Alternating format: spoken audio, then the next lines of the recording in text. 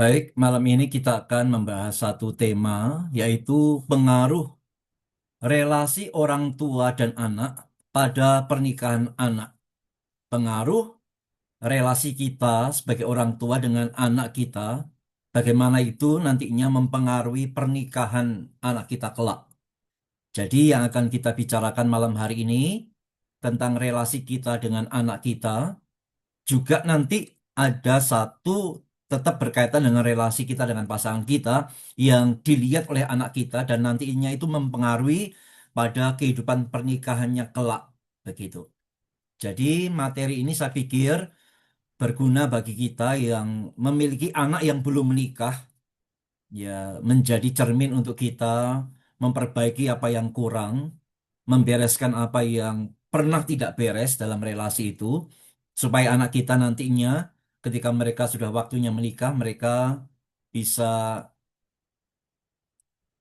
matang dan memiliki modal yang baik. Ya, bagi kita orang tua yang anak-anaknya sudah menikah, materi ini berguna untuk melihat supaya kita tidak kaget ya. Kenapa anakku dalam pernikahan kok begini ya? Kenapa mantuku dalam pernikahan kok begini ya? Itu bisa jadi berkaitan dengan tema ini, yaitu latar belakang keluarga.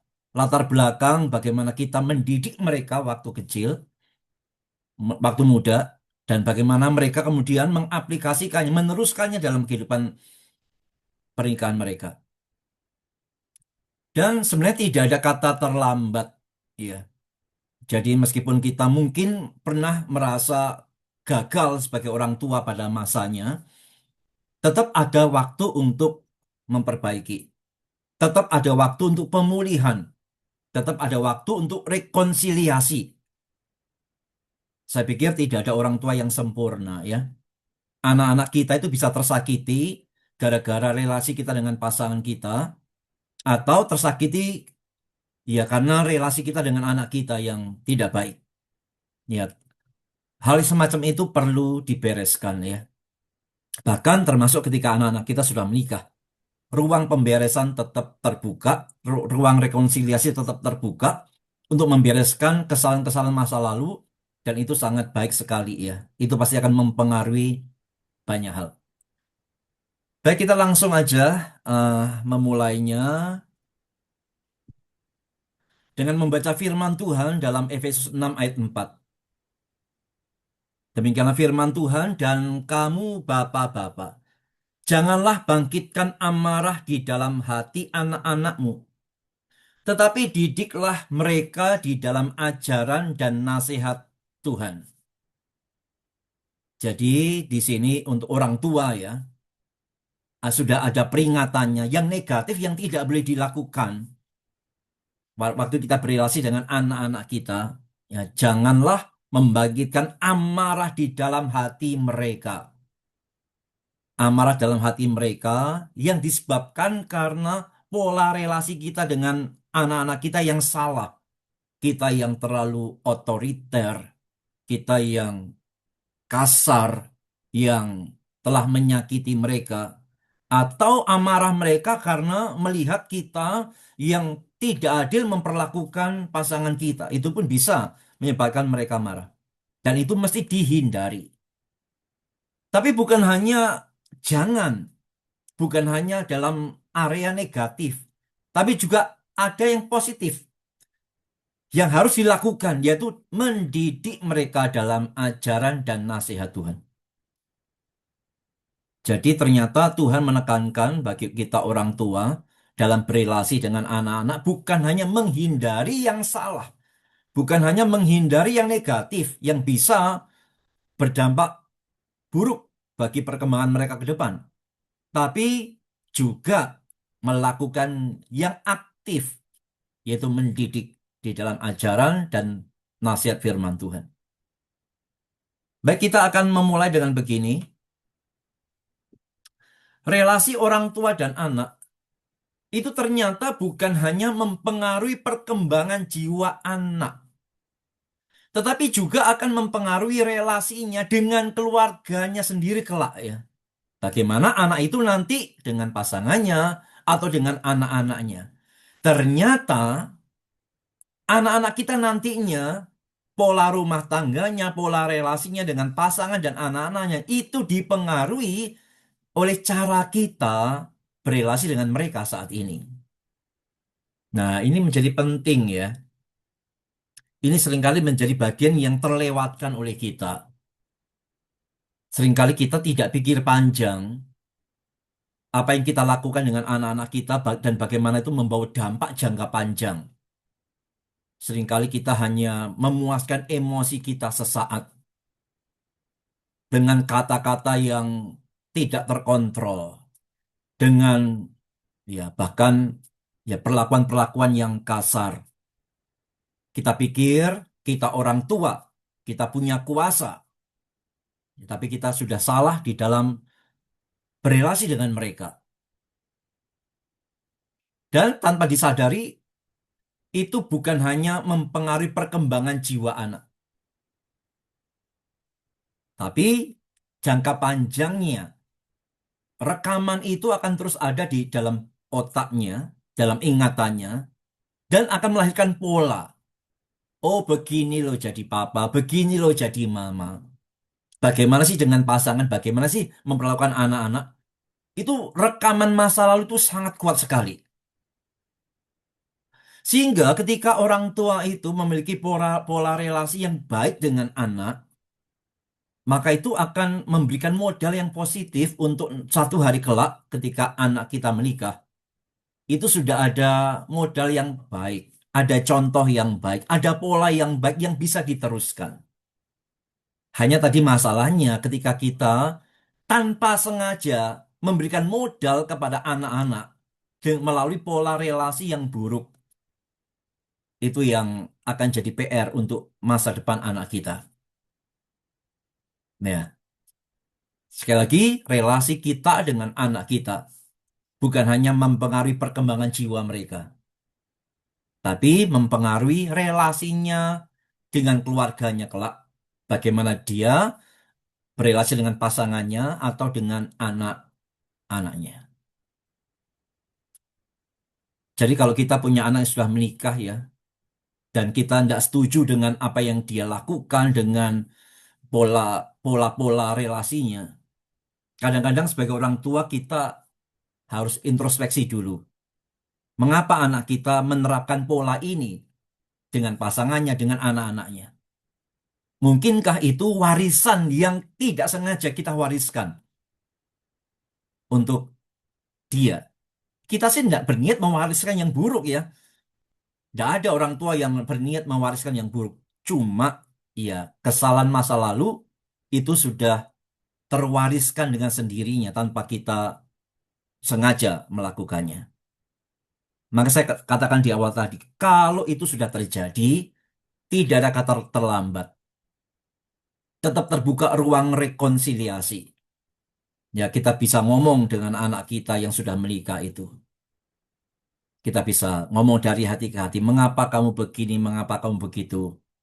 Apakah ini ada kaitan dengan papa mama yang kamu lihat di masa lalu?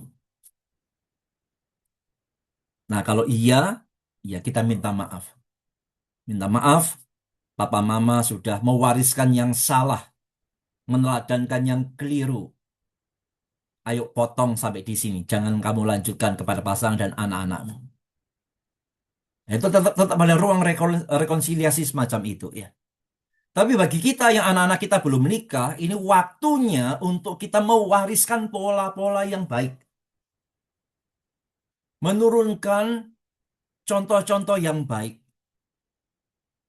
Karena itu akan jadi modal yang sangat baik untuk nantinya mereka lanjutkan kepada pasangan dan anak-anak mereka nantinya. Kita akan lihat tiga dampak ya. Tiga dampak relasi orang tua dan anak terkait dengan masa depan mereka. Yang pertama, dampak berkaitan dengan pemilihan pasangan hidup. Ternyata tanpa kita sadari, pasangan hidup yang dipilih oleh anak kita itu sangat mungkin berkaitan dengan relasi yang dia terima dari kita. Sekali lagi ya, anak kita memilih pasangannya Itu sangat mungkin berkaitan dengan pola relasi kita dengan dia. Sangat mungkin. Memang tidak 100% mutlak ya, tapi kemungkinan besar ada kaitannya di sana. Relasi anak dan orang tua positif. Jadi orang tua dan anak dari kecil sampai masa remaja sampai dewasa itu pola relasinya positif, baik begitu ya. Anak bertumbuh dengan baik, jiwanya bertumbuh dengan baik, orang tua bertanggung jawab, bisa menguasai diri, tidak emosi, komunikasi terjalin baik, relasi terjalin baik. Maka ketika ini terjadi, besar kemungkinan anak itu akan pilih pasangan hidup yang menyerupai orang tuanya yang berlawanan jenis. Kalau relasi orang tua dan anak positif, anak itu puas dengan relasinya dengan orang tuanya, maka besar kemungkinan waktu dia pilih pacar, nantinya dijadikan pasangan hidup, dia akan memilih yang mirip orang tuanya yang lawan jenis. Misalnya, ketika relasi positif ya antara orang tua dan anak, biasanya anak laki-laki akan pilih istri itu yang kayak mamanya. Karena selama ini dia sama mamanya tuh relasinya sangat baik ya. Dia tidak pernah terluka oleh mamanya. Dia sering dikuatkan, dibimbing, dan sebagainya. Dia merasakan kasih sayang. Maka secara tidak langsung ya, atau langsung bahkan ya, itu sudah mendarah daging dalam dirinya. Oh, aku pengen nanti kalau punya istri kayak mama. Karena pola relasinya positif ya. Sedangkan kalau anak perempuan, ketika terjadi pola relasi yang positif dengan papanya ya, oh disayang papanya, papanya sabar, pengertian dan sebagainya, bisa membimbing, mengayomi, melindungi, baik hati, papanya dilihat rajin, bertanggung jawab, suka melayani Tuhan, mengasihi sama, mengasihi Tuhan. Wah, dia secara tidak sadar itu dalam hatinya pasti pengen. Oh nanti aku kalau punya suami aku pengen kayak papaku. Begitu. Ini yang umum terjadi semacam itu ya. Karena relasi yang positif itu benar-benar akan menjadi satu yang tertanam di dalam benak dan hati anak kita begitu. Dan dia pengen merasakan itu nantinya dengan pasangan hidupnya. Ya. Tetapi sebaliknya, kalau relasinya itu negatif, sering konflik dengan orang tuanya, anak dan orang tua ini sering berantem ya, sering cekcok, adu mulut, bahkan mungkin anak pernah mengalami yang kasar dari orang tuanya ya, diperlakukan tidak adil, disakiti hatinya dan lain sebagainya. Maka besar kemungkinan anak itu akan memilih pasangan hidup yang tidak sama kayak orang tuanya yang berlawanan jenis tadi. Terbalik dengan yang pertama ya, kalau relasinya positif, dia pengen kayak papanya, punya suami kayak papanya, punya istri kayak mamanya.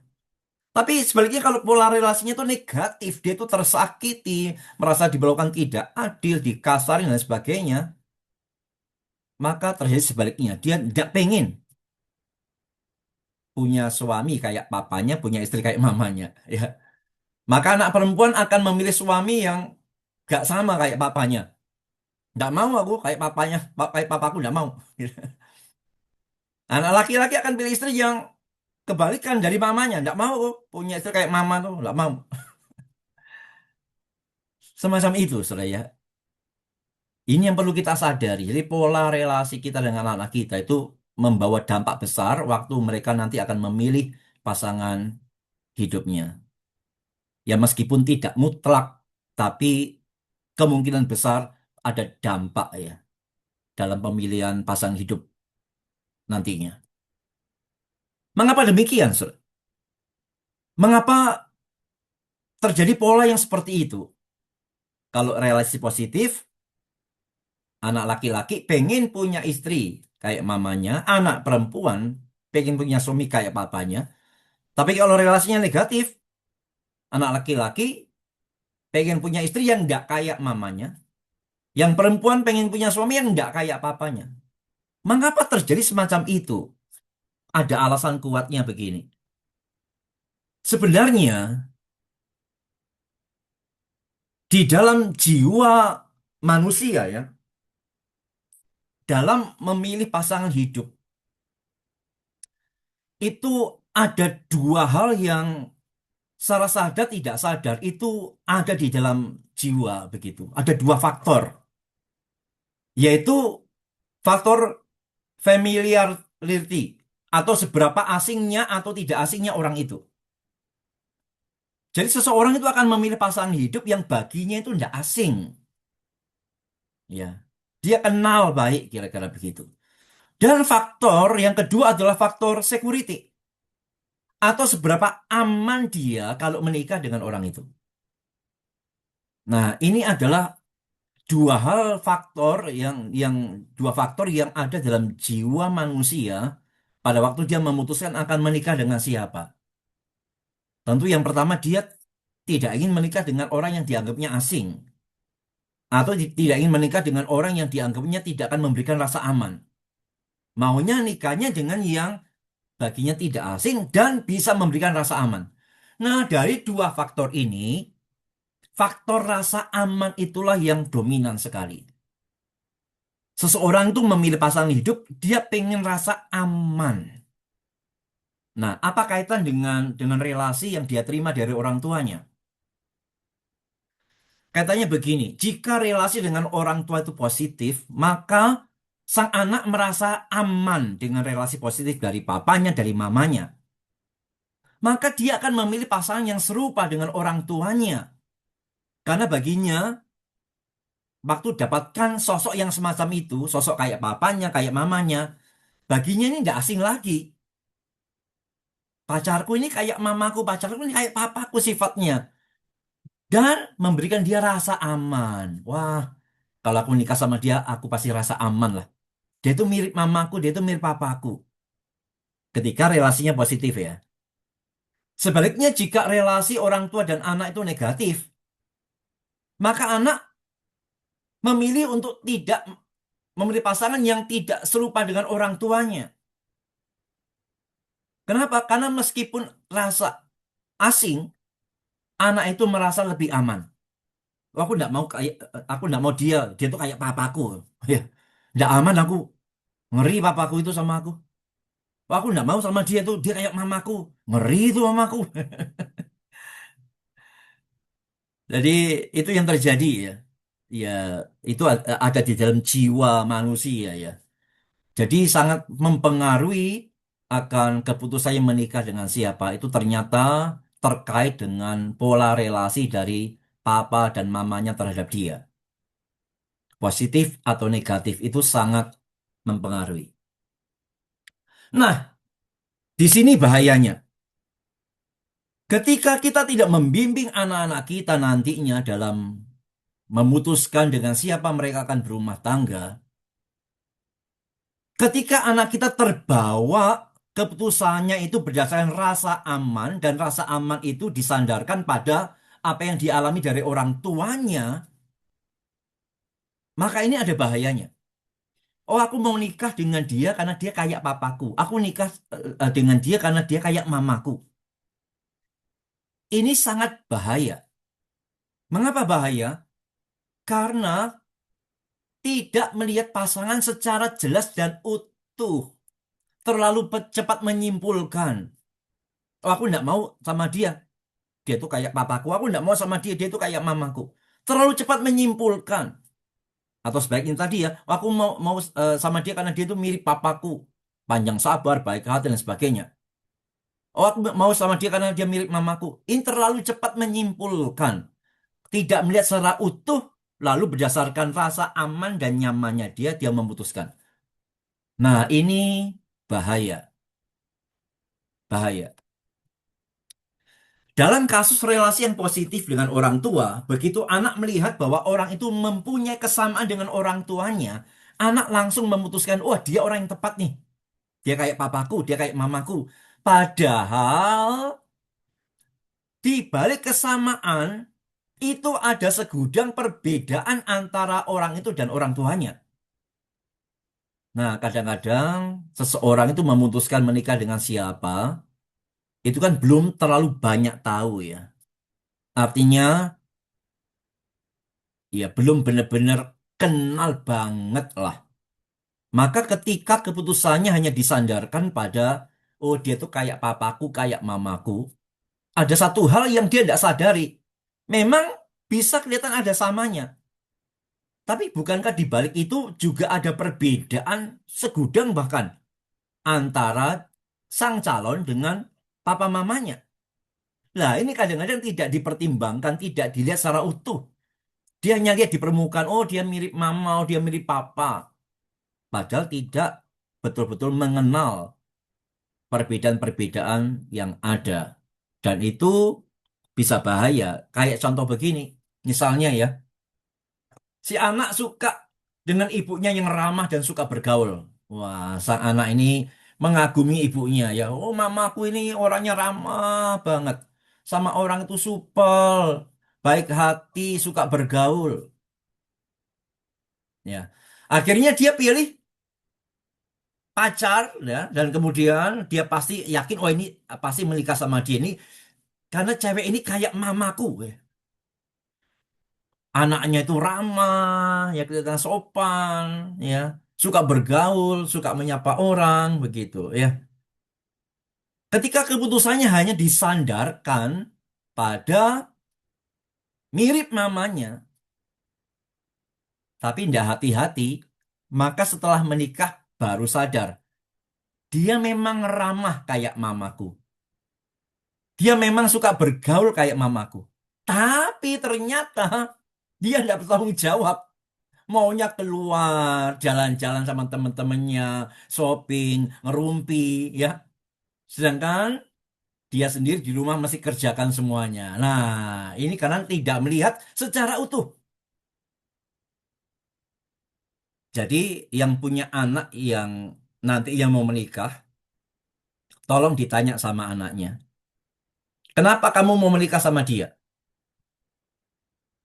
Ketika jawabannya begini, iya ma, aku mau nikah sama dia itu karena dia kayak mama. Jangan langsung seneng loh. Jangan langsung di ACC. Oh, betul. Kamu tidak salah pilih. Dia kayak mama ya. Udah, okein aja. Ya, tetapkan sekarang tanggalnya kapan mau menikah. Jangan. Jangan. Kita mesti tetap memberikan warning. Ya, betul. Kamu tahu dia kayak mama. Tapi kamu tahu enggak perbedaannya? Kamu udah kenal betul enggak dia? Gimana sifat-sifatnya? Jangan-jangan dia memang punya sifat kayak mama, tapi jangan-jangan dia juga banyak punya perbedaan sangat banyak dengan mama. Dia memang ada, kelihatan baik di perkenalan awal, tapi gimana? Kau belum terlalu kenal dia. Ya, jadi ketika anak mengatakan, oh saya mau menikah sama si A, itu karena kayak mama, karena kayak papa. Oh, jangan langsung besar kepala ya papa mamanya ya. Langsung di ACC aja. Jangan.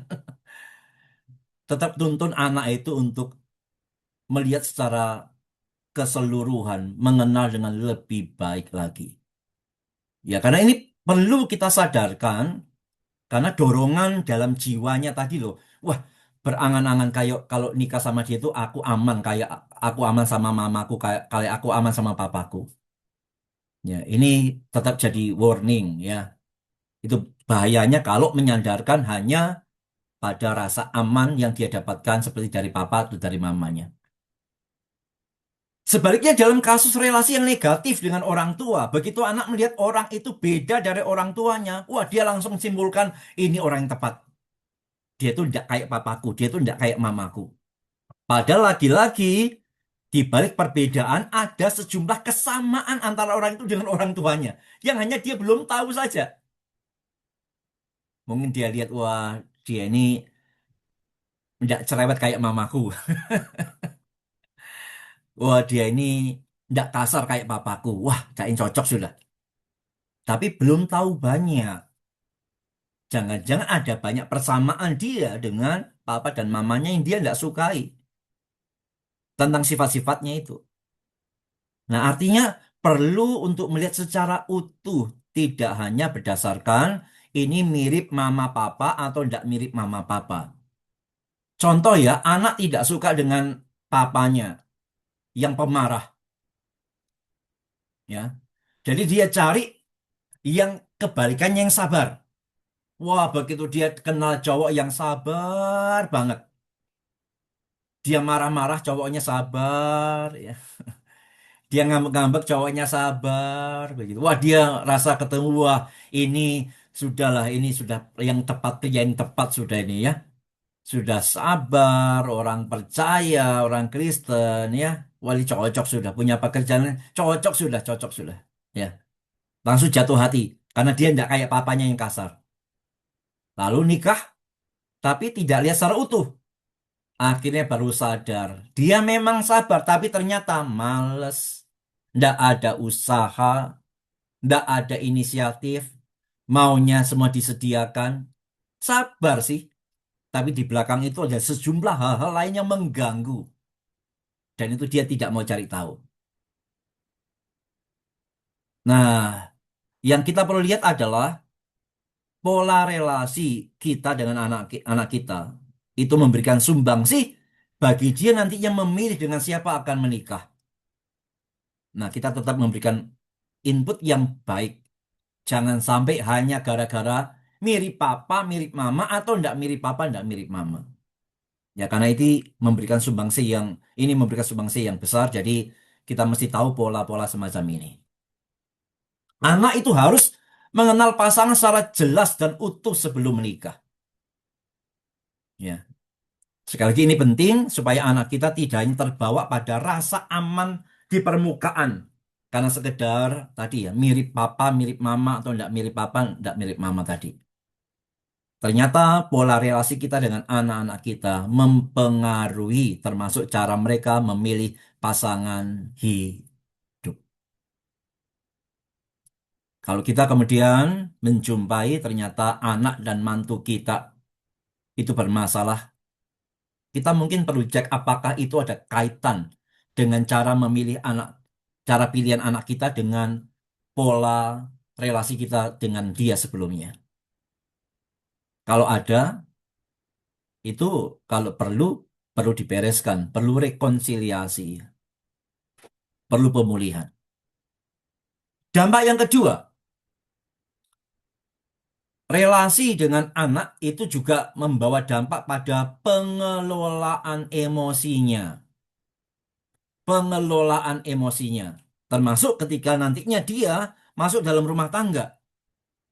Ternyata bagaimana dia akan mengekspresikan emosinya dalam keluarganya itu sangat terkait dengan pola relasi kita dengan anak kita itu. Jadi lagi-lagi dampaknya jangka panjang ya. Dampaknya jangka panjang. Bila anak dibesarkan dalam keluarga di mana emosi itu dipendam, jadi kalau ada masalah diem, diem, diem, diem. Besar kemungkinan dia pun akan berbuat yang sama dalam keluarganya kelak. Jadi pola relasi kita dengan anak-anak kita dalam hal mengelola emosi, kalau terbiasa dengan memendam emosi, tidak pernah membicarakan dan sebagainya, itu kemungkinan besar akan dia bawa juga dalam rumah tangganya di depan. Dan bisa jadi kalau kita merasa kita punya pola manajemen emosi yang semacam ini, bisa jadi itu pola yang diwariskan dari orang tua kita kepada kita. Dan kita tidak pernah mau memperbaiki apa yang salah. Kita teruskan begitu saja. Maka itu kalau anak kita tidak memperbaikinya, dia pun akan lanjutkan itu dalam rumah tangganya kelak. Pola manajemen emosi itu diturunkan dari generasi ke generasi. Kalau polanya buruk, maka yang diturunkan buruk. Kecuali terjadi semacam reformasi, terjadi semacam pemulihan, penyadaran. Ini salah, tidak boleh dilanjutkan. Jika anak dibesarkan dalam keluarga di mana emosi itu keluar dengan bebas tanpa rem, ya, diekspresikan sedemikian rupa, kalau marah ya marah gitu ya, maka dia pun cenderung mengembangkan pola yang sama, akan sulit mengendalikan emosi. Jadi kalau kita pengen punya anak yang nantinya dalam rumah tangganya ndak emosional, ndak emosiwa, ndak emosi, ndak emosian, ya dari kita. Jangan cuma kita ngomong, kamu jangan emosi ya. Tapi gimana pola relasi kita dengan dia? Kita sabar nggak dengan dia? Kita bisa kendalikan emosi nggak dengan dia?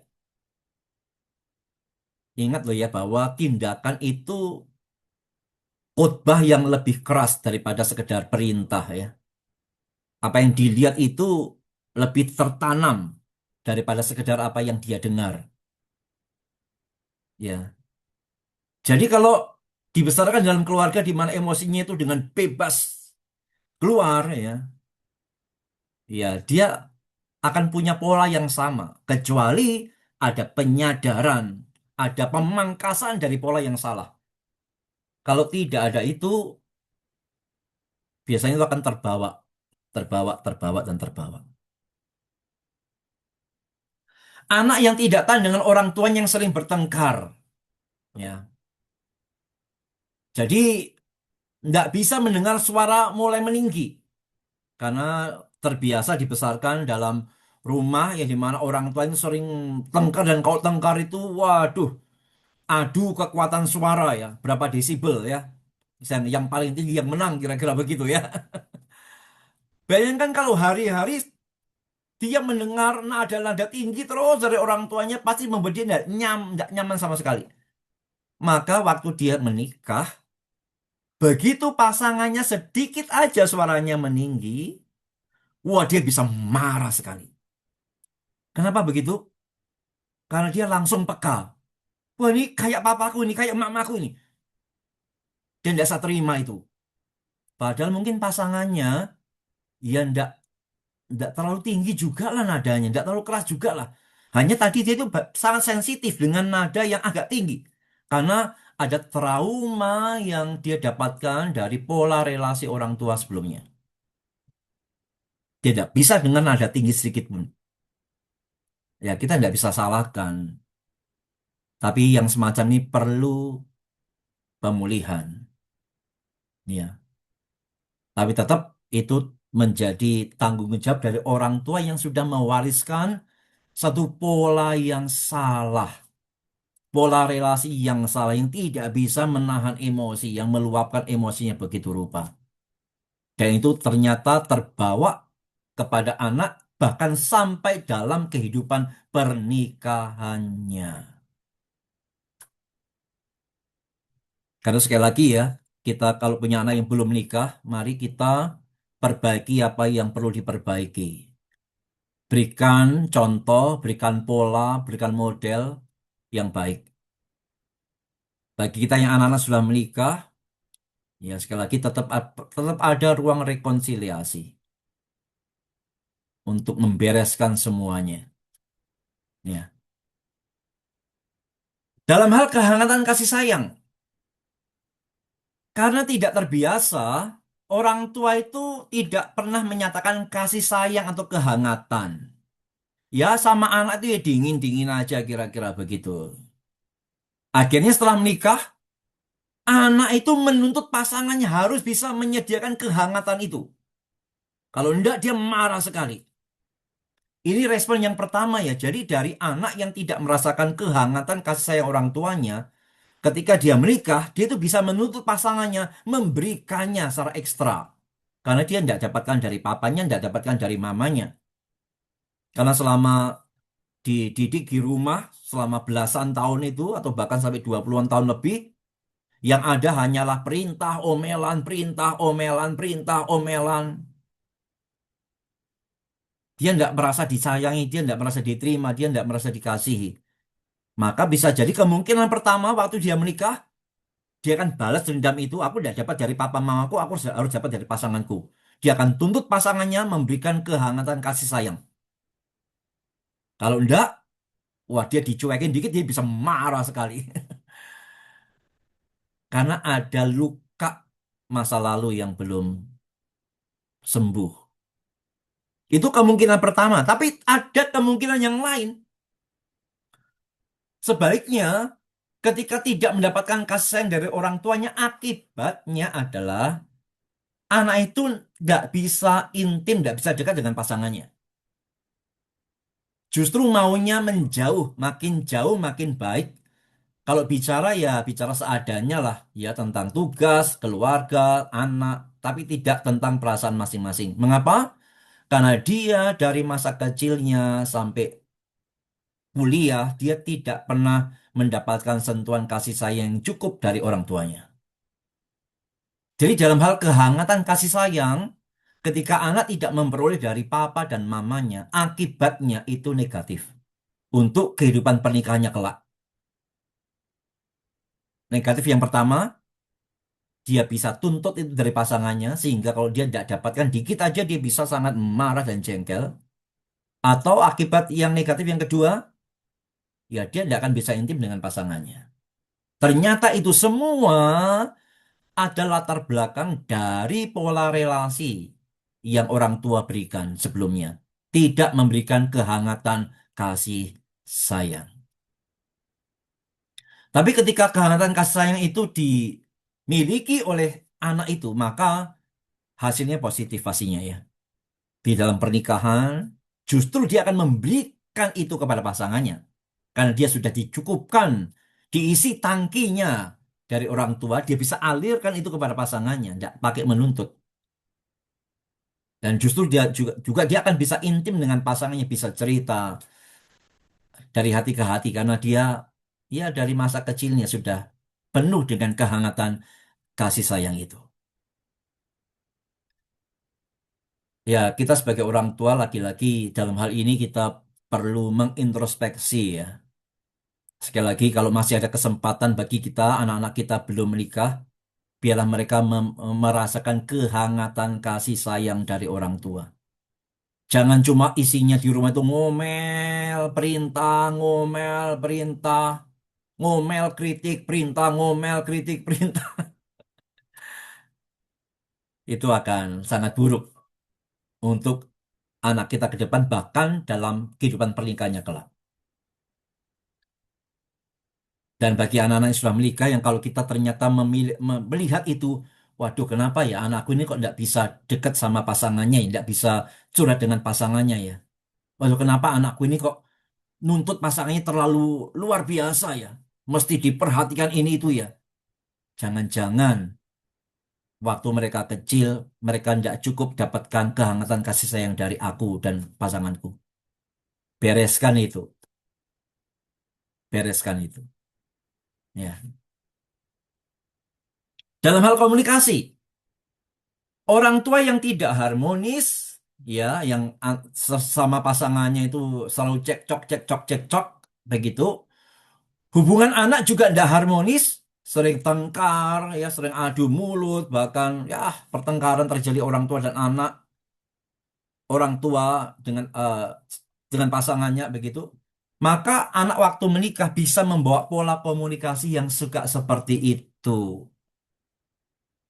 Jadi bayangkan seorang anak dibesarkan dalam rumah di mana papa dan mamanya sering tengkar. Dan papanya juga sering marahin dia, mamanya juga sering marahin dia. Ya. Gara-gara papa mamanya tengkar, akhirnya dia juga jadi tempat pelampiasan begitu misalnya. Lalu terjadi juga akhirnya sudah ribut dengan pasangan, ribut dengan anak, ribut. Ketika itu tidak ada pemberesan sama sekali, maka pola itu akan ada dalam komunikasinya waktu dia menikah dengan pasangannya. Bisa terjadi semacam ini. Ketika dia berbicara dengan pasangannya, dia akan suka cari gara-gara. Dia akan bicara yang tidak enak untuk nyerang pasangannya. Mengapa? Karena dia tidak kenal cara komunikasi yang baik. Yang dia kenal adalah pokoknya marah, ngomel, keras. Ternyata itu adalah warisan dari pola relasi orang tua sebelumnya. Ngeri ya, kalau dalam rumah tangga terjadi yang semacam ini ya. Suka cari gara-gara begitu ya. Suka nyerang. Karena dia tidak tahu gimana komunikasi yang baik. Dan itu warisan dari orang tuanya. Lagi-lagi PR bagi kita ya. Ya, janganlah kita mewariskan yang buruk untuk anak-anak kita kelak. Apa yang kita lakukan hari ini terhadap anak-anak kita, ingat itu bukan hanya membawa dampak untuk mereka saat ini. Itu membawa dampak untuk mereka bahkan sampai mereka memiliki rumah tangga sendiri. Jadi akan banyak sekali masalah yang bisa muncul kalau anak membawa kebiasaan orang tua secara tidak sehat dan tidak pernah membereskannya. Masa lalu tidak bisa diubah. Semua kesalahan yang kita lakukan tidak bisa lagi kita mau putar waktu. Yang hanya bisa adalah pemberesan, rekonsiliasi, pemulihan, minta maaf supaya yang buruk-buruk itu hilang dari hati dan jiwa anak-anak kita dan mereka sadar bahwa oh ya ternyata yang selama ini salah, aku tidak boleh lanjutkan. Dan apa yang baik menjadi warisan yang baik untuk mereka. Ya, sehingga kita orang tua mewariskan yang baik dalam hidup anak-anak untuk mereka juga bawa dalam pernikahan mereka kelak ya. Dampak yang ketiga, yang terakhir, pola relasi orang tua dan anak membawa dampak berkaitan dengan cara mereka membesarkan anak. Ya, cara kita memperlakukan anak kita hari ini akan diwarisi oleh mereka ketika mereka nanti akan membesarkan anak. Polanya itu, sekali lagi ya, akan diturunkan. Pola yang baik akan dilanjutkan. Pola yang jelek akan dilanjutkan kalau tidak ada revisi. Kalau tidak ada reformasi, itu akan berlanjut. Maka penting sekali lagi bagi kita ya untuk memberikan satu relasi yang baik dengan anak-anak. Sekali lagi itu berdampak panjang dalam hidup mereka. Bagaimana seseorang membesarkan anak dipengaruhi oleh bagaimana dulu orang tua membesarkan dia. Karena dia cenderung mengadopsi cara orang tua membesarkannya. Kendati dia tidak menyenanginya tatkala kecil, pada akhirnya dia menerapkan metode yang sama.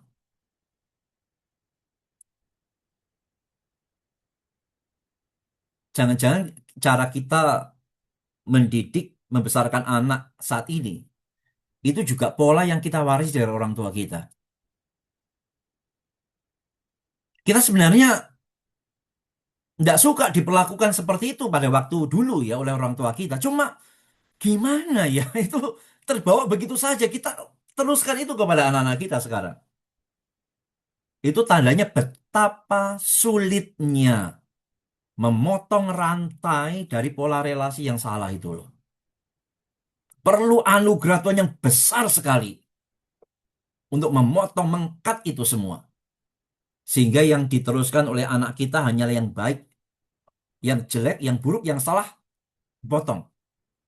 Itu sangat perlu kekuatan dan anugerah Tuhan yang besar sekali. Ya. Jadi ketika kita membesarkan anak kita dengan baik, dengan positif, berdasar firman Tuhan dan kebenaran umum dalam membesarkan anak, itu sudah kita memberikan warisan yang baik untuk mereka. Untuk nanti mereka teruskan kepada anak-anak mereka. Tapi sebaliknya, kita perlu sadar ketika kita sudah tidak mau tahu dampak jangka panjangnya, kita cuek, ya, kita sebenarnya sedang mewariskan yang buruk untuk anak-anak kita. Dan untuk anak-anak kita tidak melanjutkan yang jelek, itu perlu kekuatan dan anugerah Tuhan yang besar. Perlu mereka untuk disadarkan bahwa ini salah. Perlu mereka memotong rantai untuk tidak melanjutkan pada generasi berikutnya. Kalau orang tua menggunakan pukulan, maka anak cenderung menerapkan pukulan yang sama.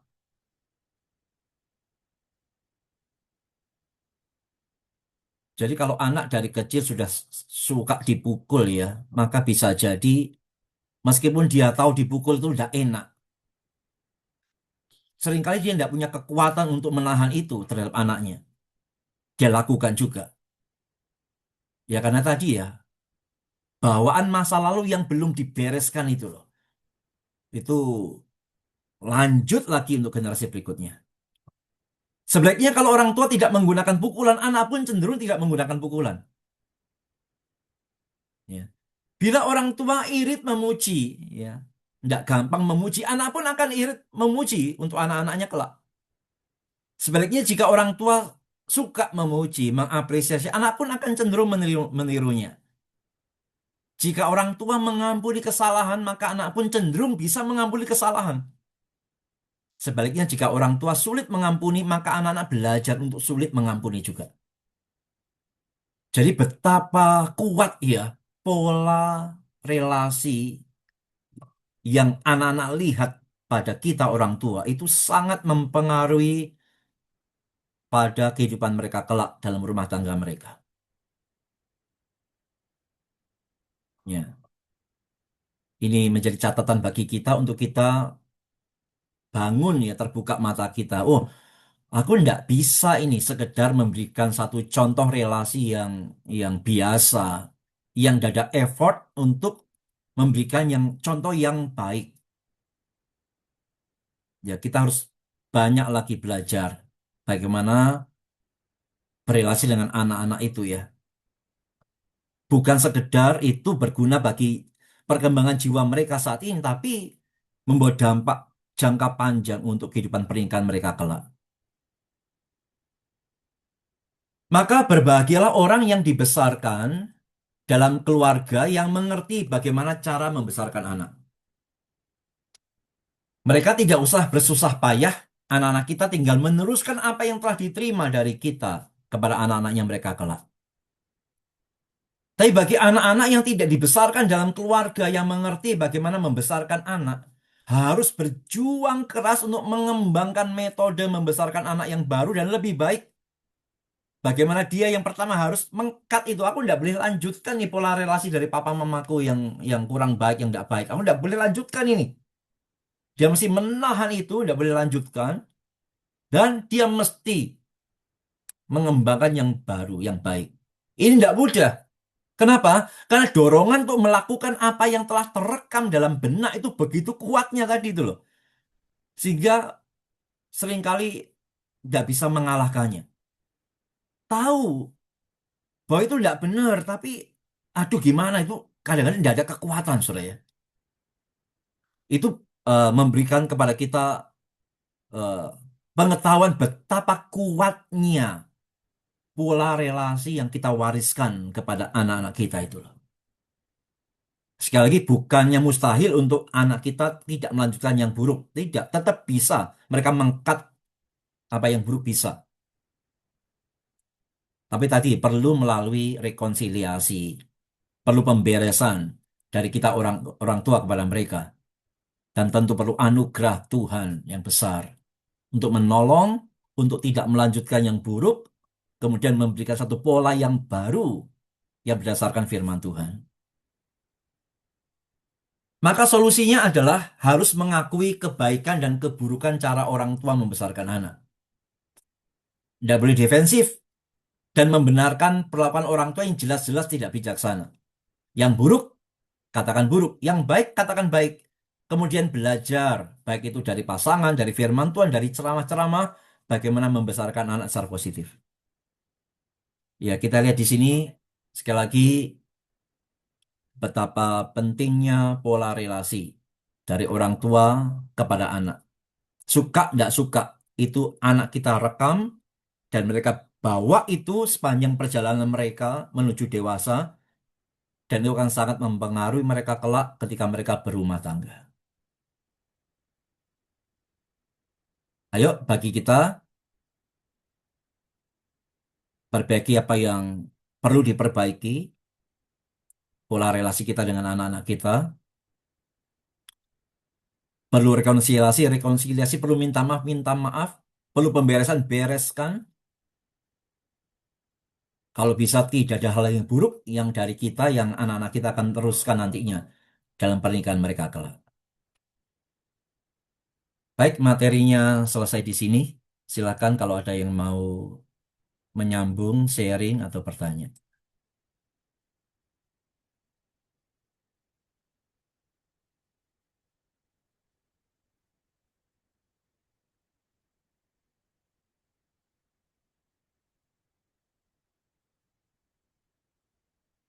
Oke, tidak ada ya.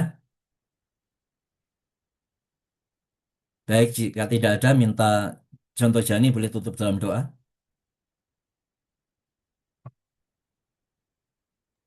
Mari kita berdoa. Kami kepada kami bersama-sama pada malam hari ini boleh belajar satu materi bagaimana kami berrelasi dengan anggota keluarga kami, terutama untuk anak-anak yang Tuhan percayakan kepada kami semua. Oleh sebab itu ya Tuhan, kami berdoa kiranya dengan anugerah Tuhan boleh menopang kami, menuntun kami, bahkan juga memampukan kami supaya kami sebagai orang tua boleh membawa anak-anak kami untuk takut akan Tuhan, bahkan kami juga para orang tua boleh mengajar, mendidik, bahkan juga memberikan teladan seperti yang Tuhan inginkan di dalam firman Tuhan. Pada malam hari ini ya Tuhan, kami juga akan mengakhiri pertemuan kami pada saat ini. Kami berdoa kiranya juga Tuhan yang boleh menolong di sisa waktu kami pada malam hari ini, waktu istirahat kami, bahkan juga di sepanjang hari ini, supaya besok hari kami boleh bangun tubuh yang sehat, bahkan juga dengan anugerah Tuhan boleh dapat melakukan semua aktivitas pelayanan dan semua pekerjaan yang Tuhan percayakan bagi kami semua. Berkati juga Musa yang sudah memberkati kami di dalam pembahasan materi pada malam hari ini. Di dalam nama Tuhan Yesus kami berdoa dan kami bersyukur. Amin. Amin. Selamat malam. Amin. Makasih. Selamat malam. Selamat malam semuanya.